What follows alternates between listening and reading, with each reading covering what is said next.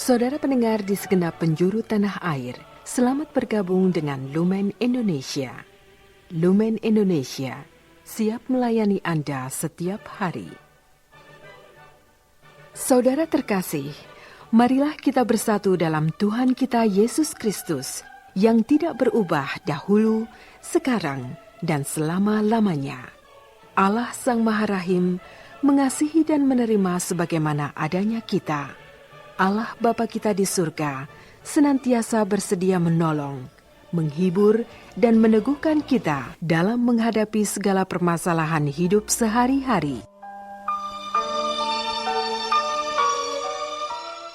Saudara-saudari, marilah kita mendengarkan renungan dengan judul Bagaimana harus berdoa?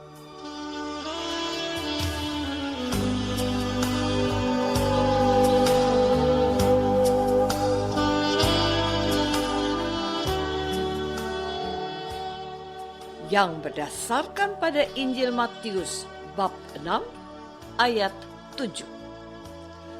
Lagi pula dalam doamu itu, janganlah kamu bertele-tele seperti kebiasaan orang yang tidak mengenal Allah. Mereka menyangka bahwa karena banyaknya kata-kata doanya akan dikabulkan.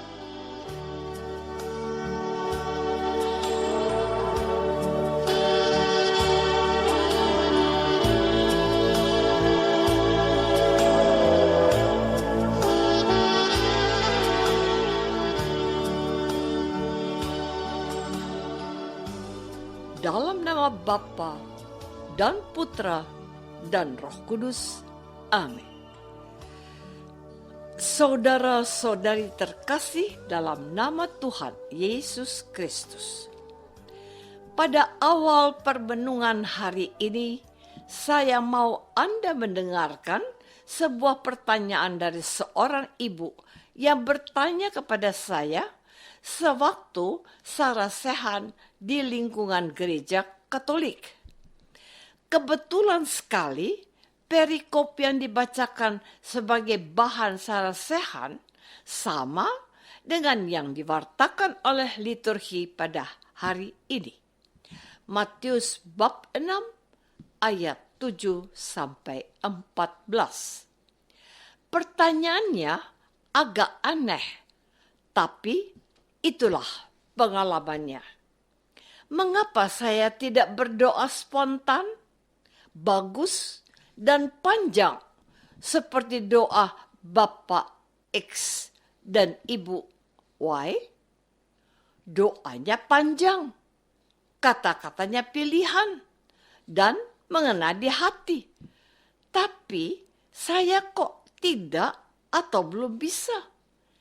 Apakah rahasianya? Apakah saya segera menjawab apa yang menjadi ganjalan hati ibu itu? Saya mulai dengan pertanyaan Bali ini. Apakah ibu masih berdoa di rumah? Masih, jawabnya. Apa yang ibu doakan? Ya, ngomong saja tentang persoalan hidup saya. Bagus, jawab saya. Apa doa yang menjadi kebiasaan ibu? Jawabnya, doa Bapa kami dan salam Maria. Kata saya, itu sudah jauh lebih dari cukup kalau diresapi dan dihayati dengan baik. Saudara-saudari terkasih, pada hari ini Tuhan Yesus mengajarkan sebuah doa yang ringkas, jelas, dan tidak bertele-tele. Kita mengenalnya sebagai doa Bapa kami. Doa ini menjadi doa favorit dan doa wajib yang dilambungkan oleh gereja Katolik setiap hari.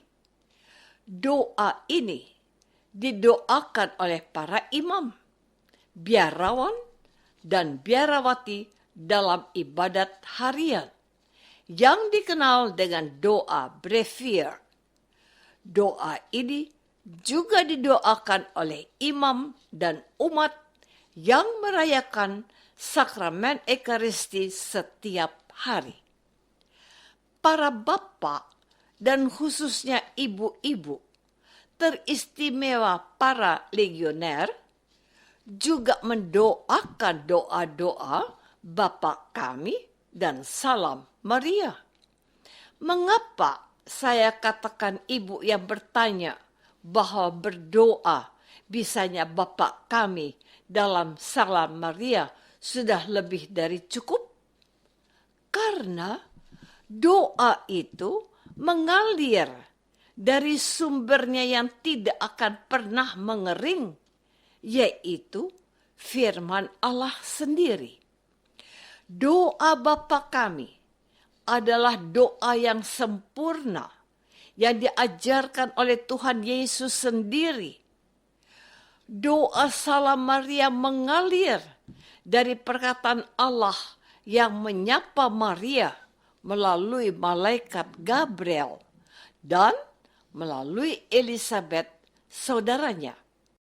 Doa-doa ini sangat bernas dan kaya rohani jika didoakan dengan lembut dan dihayati. Saudara-saudari terkasih, judul renungan yang saya angkat pada hari ini berupa sebuah pertanyaan. Bagaimana harus berdoa? Jawaban pertama sudah kita dengar di awal renungan ini. Dalam doamu itu, janganlah kamu bertele-tele seperti kebiasaan orang yang tidak mengenal Allah. Mereka menyangka bahwa karena banyaknya kata-kata doanya akan dikabulkan. Di awal saya sudah menghadirkan pertanyaan dari seorang ibu dan sudah saya jawab. Tuhan mau kita berdoa apa adanya dan jangan mengada-ada. Terkadang saya perhatikan ada saja orang yang dalam doanya dia membawakan doa yang relatif panjang dan terkesan mengkhotbahi pendengar yang ikut berdoa dan yang sedikit mengganggu. Ada orang yang berdoa seolah-olah mengatakan kepada Tuhan apa yang harus Tuhan lakukan. Bukankah Tuhan sudah tahu apa yang kita perlukan? Tentang ini saya tidak mau berdebat, tapi baiklah kita introspeksi. Bukankah Tuhan minta supaya kita tidak bertele-tele dalam melambungkan doa-doa kita? Apa arti dari bertele-tele yang sesungguhnya? Doa itu menjadi panjang, diulang-ulang untuk memastikan bahwa Tuhan bisa mengerti apa yang menjadi keinginannya. Padahal Tuhan itu bukan saja maha kuasa, melainkan bahwa Dia juga maha tahu. Bahkan Dia sudah tahu apa yang kita inginkan dan masih tersembunyi dalam hati kita. Orang yang tidak mengenal Allah lebih mengenal diri sendiri, sehingga kemauannya yang harus didengarkan Allah dan bukan apa yang menjadi kehendak Allah yang harus dinyatakan dan harus dirindukan. Saudara-saudari terkasih, secara khusus Tuhan Yesus tidak hanya mengkritik doa yang keliru, tetapi Dia mengajari bagaimana doa yang benar. Doa itu sudah sampai pada kita dan kita doakan dan kita menyebutnya doa Bapa Kami. Dalam doa itu Tuhan Yesus memperkenalkan kepada kita bahwa Allah itu adalah seorang Bapa yang bertahta di dalam surga. Kepadanya kita harus memberikan hormat dan kemuliaan. Kita mohon agar kerajaannya hadir di antara kita. Artinya Allah sendiri mengunjungi kita dan menyatakan kehendaknya. Kita juga mohon, hanya kehendaknya lah yang terjadi di antara kita, sebagaimana itu akan dan sudah terjadi di dalam surga. Sebagai manusia lemah, kita mengandalkan Allah Bapa yang maha baik. Kita mohon dan mengharapkan daripadanya rezeki atau berkat daripadanya secukupnya untuk hari ini. Bersyukur dengan berkat yang ada. Kita mohon ampun atas dosa kita dan berjanji untuk mengampuni sesama kita juga. Kita mohon agar tidak dicobai melebihi kemampuan kita dan dibebaskan dari yang jahat. Inilah contoh doa yang diajarkan Yesus. Memuliakan Allah dan mohon keselamatan untuk diri kita selama di dunia ini.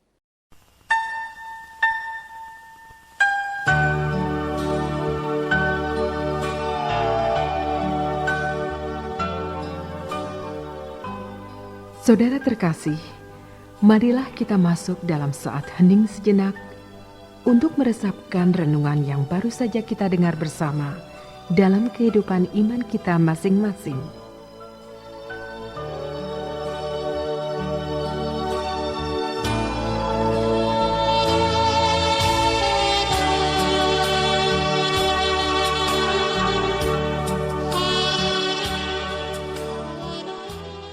Apakah aku sudah mendoakan doa Bapa kami dengan penuh penghayatan?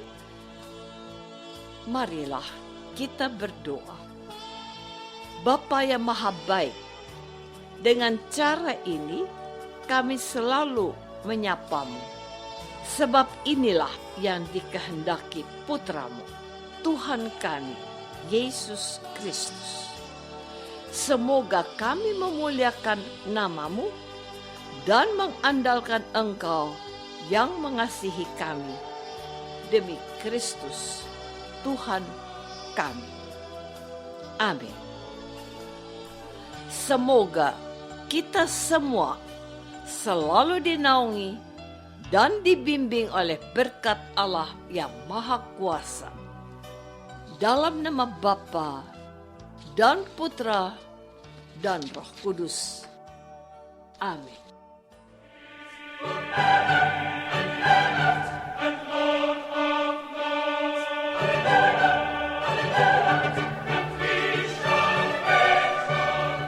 Dengan penuh kasih dan sukacita, Lumen Indonesia mengundang saudara-saudara seiman di segenap penjuru tanah air. Sekiranya ada tanggapan ataupun saran, kirimkan surat Anda ke Lumen Indonesia. Terima kasih atas perhatian Anda. Sampai berjumpa lagi dengan Lumen Indonesia pada waktu dan gelombang yang sama esok hari.